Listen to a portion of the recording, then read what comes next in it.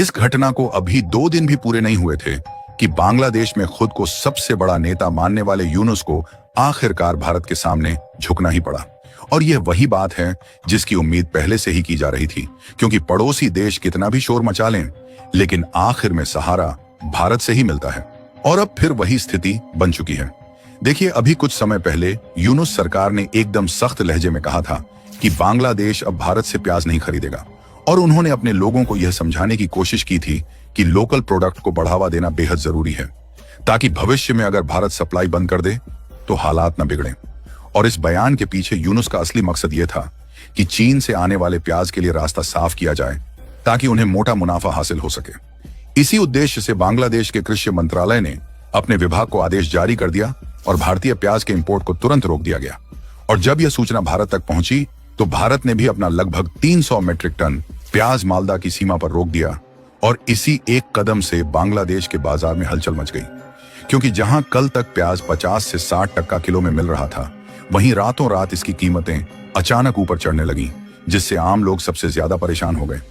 बांग्लादेश में प्याज की रोजाना खपत करीब 7000 मीट्रिक टन है, और इतनी बड़ी मात्रा में सप्लाई रुकते ही बाजार पर सीधा असर पड़ा। और कंज्यूमर्स एसोसिएशन ऑफ बांग्लादेश के मुताबिक महज 24 घंटों में ही यह संकट वहां के लोगों पर करोड़ों टका का अतिरिक्त बोझ डाल रहा है। और अगर भारत अपनी सप्लाई कुछ दिनों और रोक दे तो बांग्लादेश में महंगाई का दबाव और ज्यादा बढ़ सकता है। अब इस स्थिति ने बांग्लादेश की सरकार को सोचने पर मजबूर कर दिया है, और यही कारण है कि वहां के तमाम व्यापारिक संगठनों और इंपोर्टर्स ने यूनुस सरकार पर दबाव बढ़ाना शुरू कर दिया है कि भारत से इंपोर्ट दोबारा शुरू किया जाए, ताकि बाजार स्थिर हो सके और बढ़ती कीमतों को काबू में लाया जा सके। दोस्तों, बहुत बड़ी डेवलपमेंट है, तो इस वीडियो में पूरा समझते हैं, लेकिन उससे पहले इस वीडियो को लाइक करके चैनल को सब्सक्राइब जरूर कर लीजिए। दरअसल Bangladesh trade and tariff commission ने भी हालात का आकलन करने के बाद साफ कहा है कि अगर सरकार सीमित मात्रा में ही सही लेकिन इंपोर्ट की अनुमति दे देती है तो बाजार में कीमतें काफी हद तक नियंत्रित हो सकती हैं। और आयोग ने यह भी बताया है कि 10% इंपोर्ट ड्यूटी के बावजूद भारत से प्याज खरीदा जाए तो रिटेल प्राइस 50 टका किलो तक कम हो सकता है, जिससे आम लोगों को तुरंत राहत मिलेगी। इसी बीच सोना मस्जिद, इंपोर्टर्स ग्रुप और अन्य व्यापारी संगठनों ने भी सरकार को चेताया है कि अगर फैसला देर से हुआ तो प्याज का संकट और ज्यादा गहराएगा। और उन्होंने यह भी कहा कि भारत से आने वाली सप्लाई ही बांग्लादेश के बाजार को स्थिर रखने का सबसे बड़ा आधार है, इसलिए प्रत्येक दिन की देरी लोगों की जेब पर भारी पड़ रही है।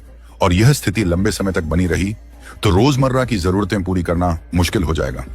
बांग्लादेश इंपोर्टर्स एसोसिएशन ने भी यूनुस सरकार से आग्रह किया है कि इंपोर्ट परमिट्स तुरंत खोले जाएं, ताकि ट्रेड चैनल दोबारा सामान्य हो सके और बाजार में पर्याप्त स्टॉक पहुंच पाए।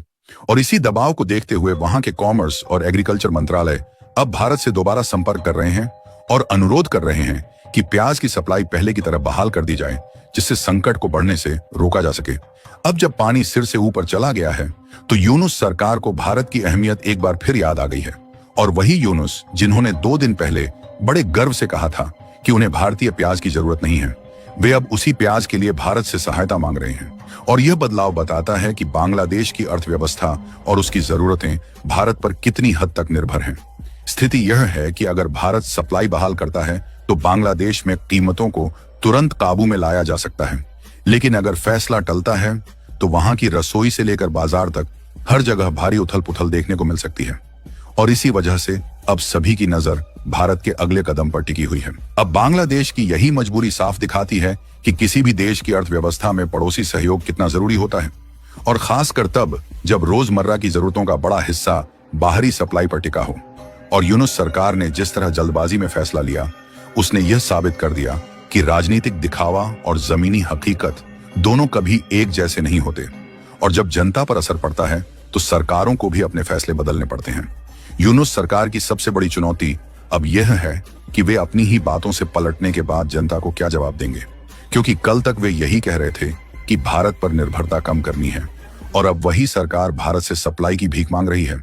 और यह विरोधाभास बांग्लादेश की पॉलिसी मेकिंग को लेकर गंभीर सवाल खड़े करता है। और इस पूरे मामले में सबसे ज्यादा नुकसान वहां के आम नागरिकों को हो रहा है, जो हर रोज महंगाई के बोझ तले दबते जा रहे हैं। भारत के लिए यह स्थिति बिल्कुल साफ है कि बांग्लादेश की तरफ से एक तरफा फैसले लेना और फिर संकट आने पर मदद मांगना कोई नई बात नहीं है। और भारत ने हमेशा दोनों देशों के रिश्तों को मजबूत रखने का प्रयास किया है। लेकिन यह भी जरूरी है कि पड़ोसी अपने कदम सोच समझकर उठाएं और व्यापार के नाम पर राजनीति न करें, क्योंकि अगर सप्लाई चेन टूटती है तो इसका खामियाजा दोनों तरफ के लोगों को झेलना पड़ता है। अब सवाल यह है कि भारत को बांग्लादेश की इस मांग पर क्या रुख अपनाना चाहिए। और कुछ लोग मानते हैं कि भारत को मानवीय आधार पर सप्लाई बहाल कर देनी चाहिए, जबकि कुछ का कहना है कि बार बार के ऐसे कदमों पर सख्ती जरूरी है ताकि भविष्य में कोई भी देश बिना सोचे समझे ऐसे फैसले न ले सके। और इसी बीच व्यापारिक संगठन भी उम्मीद लगाए बैठे हैं कि हालात जल्द सामान्य हो जाएंगे और दोनों देशों के बीच व्यापार फिर से स्थिर होगा। बांग्लादेश में प्याज का संकट अचानक नहीं पैदा होता, क्योंकि पिछले कुछ वर्षों में भारत ने कई बार घरेलू जरूरतें बढ़ने पर निर्यात रोका है और हर बार वहां की कीमतें कुछ ही घंटों में दोगुनी हो जाती हैं। और यह बताता है कि बांग्लादेश की सप्लाई चेन कितनी हद तक भारत पर आधारित है और बिना स्थिर इंपोर्ट के वहां का बाजार टिक नहीं पाता है। अगर उत्पादन की बात करें तो बांग्लादेश हर साल करीब 18 से 19 लाख टन प्याज पैदा जरूर करता है, लेकिन खपत का आंकड़ा 25 लाख टन के आसपास माना जाता है।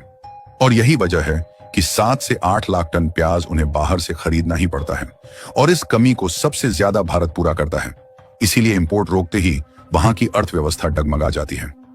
ट्रेड विशेषज्ञों का कहना है कि यूनुस सरकार ने जिस जल्दबाजी में यह फैसला लिया, उससे बाजार में अनिश्चितता और बढ़ी है और टका पहले ही डॉलर के मुकाबले कमजोर चल रहा है, जिससे इंपोर्ट महंगा हो जाता है।